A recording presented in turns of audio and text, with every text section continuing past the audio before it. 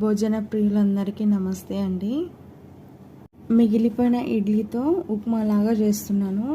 First ప్యాన్లో 2 స్పూన్ల oil వేసుకొని పచ్చిమిర్చి ఆనియన్స్ వేసుకొని వేగనియాలి. అవి వేగిన తర్వాత తగినంత ఉప్పు, 1/2 టీ స్పూన్ పసుపు, 1/2 టీ స్పూన్ అల్లం వెల్లుల్లి పేస్ట్ వేసుకొని మొత్తం కలిసేలాగా కలుపుకోవాలి. ఈ ఉప్మా టేస్ట్ అయితే చాలా బాగుంటుంది.